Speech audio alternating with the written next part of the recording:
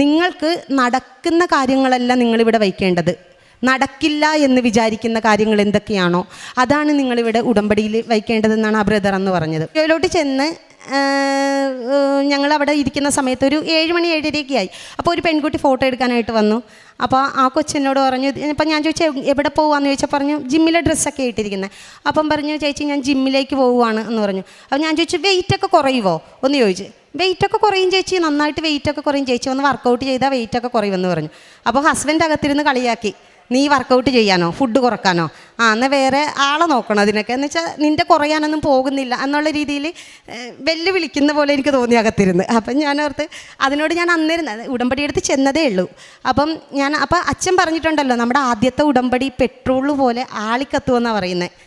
അത്രയും സ്പീഡിൽ കാര്യങ്ങൾ നടത്തും നമ്മുടെ മാതാവ്, പെട്ടെന്ന് തന്നെ കാര്യം സാധിക്കും. അപ്പോൾ അതിനുള്ള ഒരു തെളിവാണ് എൻ്റെത്.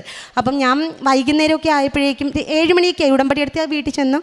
7 മണിയൊക്കെ സ്റ്റുഡിയോയിൽ ചെന്ന് 7 മണി ആയപ്പോഴാണ്. അപ്പോൾ ഈ കുട്ടിയോട് പറഞ്ഞു, അപ്പം എന്നെ അകത്തു നിന്ന് വെല്ലുവിളിച്ച പോലെ തോന്നിയപ്പോൾ ഞാൻ പറഞ്ഞു ഞാനും വരുവാണ്, ഞാൻ ജിമ്മിലേക്ക് വരുവാണെന്ന് പറഞ്ഞു. അങ്ങനെ ഞാൻ അന്ന് തന്നെ ആ കുട്ടിയുടെ കൂടെ ജിമ്മിൽ പോയി ജോയിൻ ചെയ്തു. എന്ന് വെച്ചാൽ എനിക്ക് ഭയങ്കര മടിയാണ് ജിമ്മിൽ പോയി വർക്കൗട്ട് ചെയ്യുക, ഈ പറഞ്ഞ ഫുഡ് കുറക്കുക. അവിടെ ചെന്ന് കഴിഞ്ഞാലുള്ള വർക്കൗട്ടൊക്കെ കഠിനമാണ്. അപ്പോൾ അതുകൊണ്ട് തന്നെ മടിയാണ്. പക്ഷേ ഈ കുട്ടിയുടെ കൂട്ടത്തിൽ അന്ന് പോകാനും എനിക്കന്ന് ജിമ്മിൽ ചെന്ന് ചേരാനും ഒക്കെ സാധിച്ചു. എന്താണോ എനിക്കറിയില്ല, 2 മാസം കഴിഞ്ഞപ്പോൾ തന്നെ, നിങ്ങൾ വിശ്വസിക്കോ ഇല്ലയോ എന്നറിയില്ല, എൻ്റെ റെക്കോർഡെല്ലാം അവിടെ ഉണ്ട്. 93 കിലോ വെയിറ്റ് ഉണ്ടായിരുന്ന ഞാൻ നേരെ 63 കിലോയിലോട്ട് വെയിറ്റ് ലോസ് വന്നു. അത്രയും വർക്കൗട്ട് ചെയ്തു, ഫുഡ് കൺട്രോൾ ചെയ്തു. അപ്പം ഉടമ്പടിയിലും നമ്മളിങ്ങനെ പറഞ്ഞിട്ടുണ്ടല്ലോ എന്നുള്ള ആ ഒരു ബലം ഒക്കെ ഉണ്ടായിരുന്നു എനിക്ക്. അങ്ങനെ നന്നായിട്ട് വെയിറ്റ് കുറഞ്ഞു. അപ്പം പീരീഡ്സ് ഒന്നും എനിക്ക് കറക്റ്റ് അല്ലായിരുന്നു. അത് ആദ്യത്തെ ഡെലിവറിയിലും അങ്ങനെ കറക്റ്റ് അല്ല, വരും വല്ലപ്പോഴും ഒക്കെ വരും, അങ്ങനെയാണ്.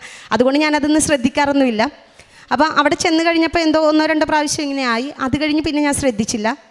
അങ്ങനെ വർക്കൗട്ട് തുടർന്നു, കണ്ടിന്യൂ ചെയ്തു. അപ്പോൾ നിർത്തിക്കളയുമെന്ന് ഹസ്ബൻഡ്, എല്ലാവരും അങ്ങനെയാണ്, തുടക്കം ചെല്ലും പിന്നെ നിർത്തിക്കളയും. അതും ഇങ്ങനെ പറഞ്ഞതുകൊണ്ട് നിർത്തരുത് എന്നുള്ളൊരു ഇതുള്ളത് കൊണ്ട് ഞാൻ കണ്ടിന്യൂ ചെയ്ത് ഇങ്ങനെ പോയിക്കൊണ്ടിരുന്നു. അപ്പോൾ ഇവർക്കാർക്കും വിശ്വസിക്കാൻ പറ്റിയില്ല എൻ്റെ ഈ ഒരു ചേഞ്ച്, എൻ്റെ വെയിറ്റ് ലോസ്.